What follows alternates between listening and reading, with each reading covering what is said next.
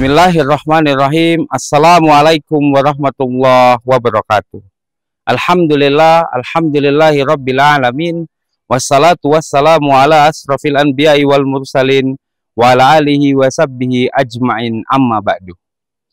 Pemirsa Mahi TV yang Allah muliakan, alhamdulillah, tidak terasa kita sudah mendekati bulan Syawal, mendekati Idul Fitri. Berbagai lintasan aktivitas juga sudah kita lalui, mulai dari aktivitas ubudiyah personal kita, kedekatan kita dengan Al-Quran, ibadah-ibadah nafilah, hingga kemudian di bulan Ramadan ini kita juga berusaha memproduktifkan diri dengan amalan-amalan dakwah. Amalan yang tentu kita juga ittiba pada Rasulullah SAW. Maka senantiasa kiranya sebagai sesama pengemban dakwah, kita harus senantiasa saling menguatkan dan saling menasehati. Di dalam dakwah ini tentu bukanlah hal yang mudah untuk terus bertahan. Dan tentu bukan juga hal yang mudah untuk kemudian terus bisa menempa diri. Hingga nanti juga Allah berikan kesempatan untuk terlibat dalam tegaknya syariat ini. Dalam bahasan mengenai pesan-pesan menggugah untuk para pengemban dakwah, setidaknya ada 4 catatan untuk senantiasa istiqomah di dalam dakwah ini. Yang pertama, sebagai hamilud dakwah, kita harus terlibat dan tentu tidak seharusnya hanya menjadi penonton di dalam dakwah. Di dalam dakwah ini tentu sebagian isinya adalah pemikiran, sebagian isinya adalah tazkif, tapi tidak kalah penting juga bahwa ada aspek pengalaman, ada keterlibatan dalam dakwah, dalam konteks yang sangat besar maupun kemudian konteks yang mungkin hal-hal yang terlihat remeh-temeh.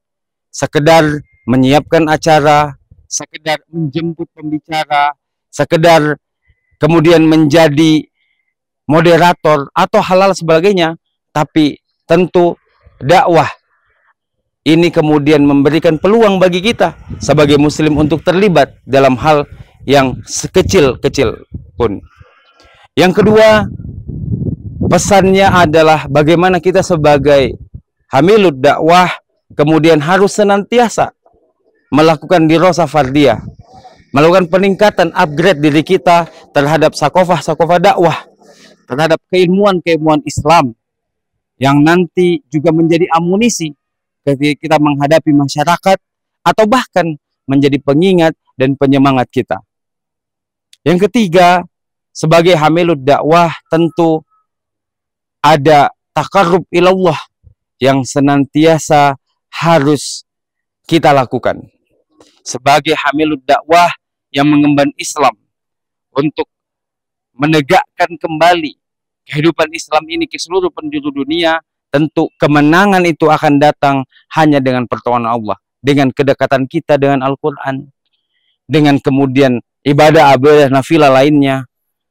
Mudah-mudahan kita sebagai pengemban dakwah senantiasa Allah berikan kemudahan untuk taqarrub ilallah. Dan yang terakhir, yang menjadi senjata bagi kita orang-orang beriman adalah doa. Tentu doa ini adalah hal yang paling pertama yang kita buka dakwah ini dengan doa, lalu kemudian di tengah-tengahnya kita selipkan doa jika kemudian terdapat kendala-kendala, terdapat ujian-ujian, dan juga di ujungnya kita pasrahkan dengan berdoa pada Allah. Mudah-mudahan apa yang kita lakukan di dakwah ini kemudian Allah berikan kemudahan.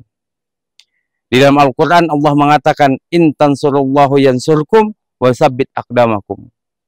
Maka ayat ini sudah seharusnya menjadi patokan pada kita bahwa kitalah yang kemudian membutuhkan dakwah agar Allah tolong di dunia dan akhirat.